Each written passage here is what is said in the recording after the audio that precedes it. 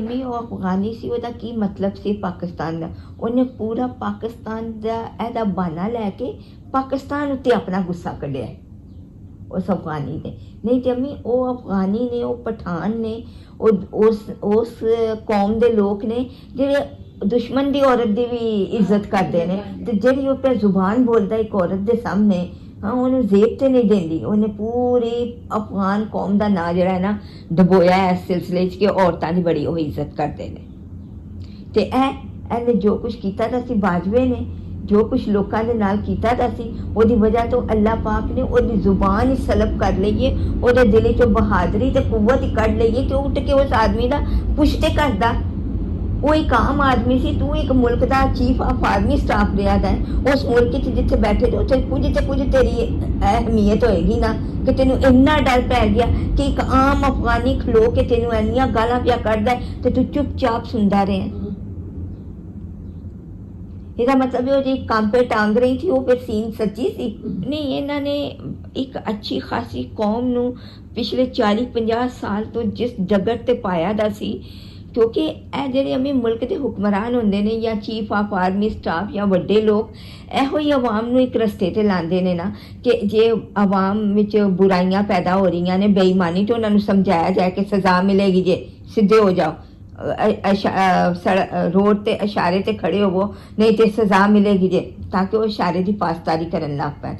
इस तरह इन्होंने आवाम नूं भेड़ बकरियां उस पासे वाल हाँकदे रहे ने जितल बेईमानी सी, जितल करप्शन सी, कर रहे ने करी जाओ, कर रहे ने करी जाओ। इन्होंने पूरी कौम नूं 40-50 साल तो उस रस्ते ते पाया जिहड़ा बेईमानी वाल जांदा सी, करप्शन वाल जांदा सी, बुराई वाल जांदा सी। ਉਹਦੀ ਵਜ੍ਹਾ ਤੋਂ ਅੱਜ ਆਵਾਮ ਨਾ ਇਹ ਓਲਿਆਂ ਤੇ ਇਹ ਕਹਿਤ ਦਾ ਤੇ ਜ਼ਲਜ਼ਲਿਆਂ ਤੇ ਸੈਲਾਬ ਦਾ ਇਹਦਾ ਸ਼ਿਕਾਰ ਹੋਈ ਦੀ ਏ।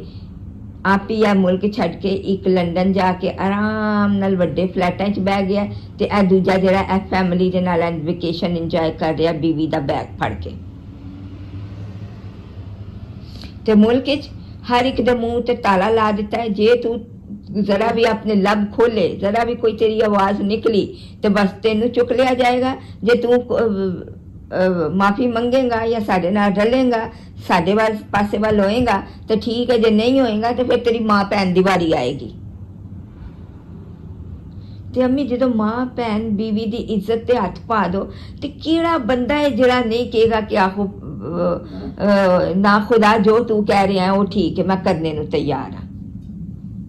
ਇਹ ਇੱਕ ਐਸਾ ਮਰਹਲਾ ਹੁੰਦਾ ਕਿ ਵੱਡੇ ਤੋਂ ਵੱਡਾ ਸੂਰਮਾ ਵੀ ਟੁੱਟ ਜਾਂਦਾ ਹੈ ਜਦੋਂ ਉਹਦੀ ਇੱਜ਼ਤ ਉੱਤੇ, ਉਹਦੇ ਘਰ ਦੀਆਂ ਔਰਤਾਂ ਦੇ ਗਿਰਬਾਨ ਉੱਤੇ ਹੱਥ ਪਾਇਆ ਜਾਏ। ਇਹ ਜ਼ੁਲਮ ਦੀ ਇੰਤਹਾ ਨਹੀਂ।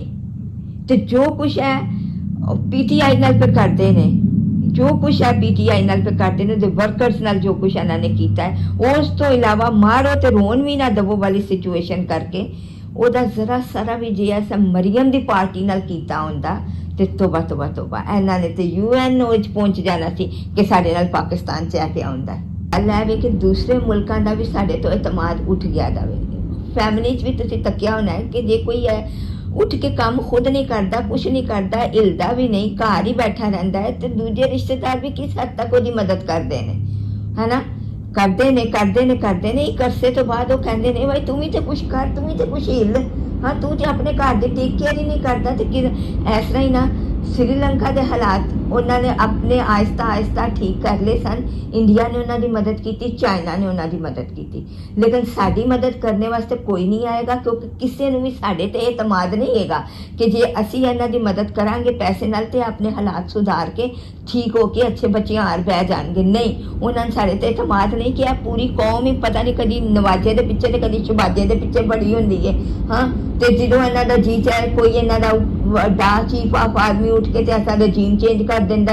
ਹਾਂ, ਤੇ ਇਹਨਾਂ ਨੂੰ ਲੈਣੇ ਤੇ ਦੇਣੇ ਪੈ ਜਾਂਦੇ ਨੇ, ਤੇ ਇਹਨਾਂ ਉੱਤੇ ਸਰਮਾਇਆਕਾਰੀ ਕਰਨਾ ਜਾਂ ਪੈਸੇ ਖਰਚ ਕਰਕੇ ਠੀਕ ਹੈ। ਉਹਨਾਂ ਮੁਲਕਾਂ ਨੂੰ ਅਹਿਸਾਸ ਹੈ ਕਿ ਅਸੀਂ ਉਹਨਾਂ ਦੇ ਨੇਬਰ ਆ, ਰਸ਼ੀਅਨ ਜਾਂ ਚਾਈਨਾ ਨੂੰ, ਕਿ ਅਸੀਂ ਉਹਨਾਂ ਦੇ ਨੇਬਰ ਆ, ਤੇ ਉਹਨਾਂ ਦੇ ਨੇਬਰਹੁੱਡ 'ਚ, ਉਹਨਾਂ ਦੇ ਪੜੋਸ 'ਚ ਅਮਨ ਅਮਾਨ ਹੋਣਾ ਚਾਹੀਦਾ। ਉਹਨਾਂ ਦੀ ਮੁਲਕ ਦੀ ਤਰੱਕੀ ਵਾਸਤੇ ਬੇਹੱਦ ਜ਼ਰੂਰੀ ਹੈ।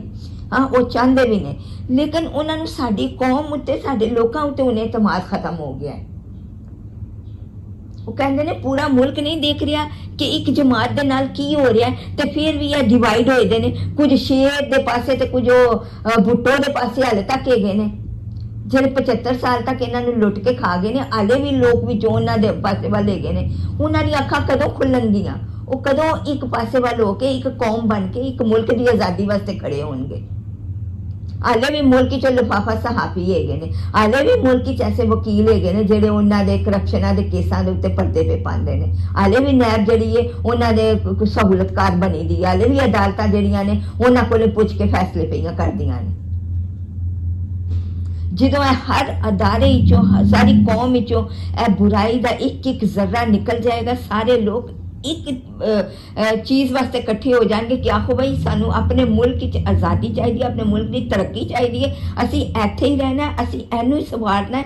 ਇਹ ਨਹੀਂ ਕਿ ਇਹ ਖਰਾਬ ਹੋ ਰਿਹਾ ਤੇ ਬਸ ਆਰਾਮ ਨਾਲ ਨਿਕਲ ਕੇ ਤੇ ਕਿਸੇ ਹੋਰ ਮੁਲਕ ਵੱਲ ਟੁਰ ਜਾਓ, ਅਸੀਂ ਇਹ ਨਹੀਂ ਕਰਨਾ। ਉਦੋਂ ਨਾਲ ਦਿਆਂ ਨੂੰ ਨਾ, ਦੂਸਰੇ ਮੁਲਕਾਂ ਨੂੰ ਨਾ ਸਾਡੇ ਤੇ ਭਰੋਸਾ ਆਏਗਾ ਤੇ ਉਹ ਫੇਰ ਕਰਨਾ ਸ਼ੁਰੂ ਕਰਨਗੇ ਸਾਡੀ ਮਦਦ। ਤੇ ਇਹ ਕਦੋਂ ਹੋਏਗਾ? ਅਸੀਂ ਤੇ ਆਪਸ ਵਿੱਚ ਹੀ ਹਾਲੇ ਵੀ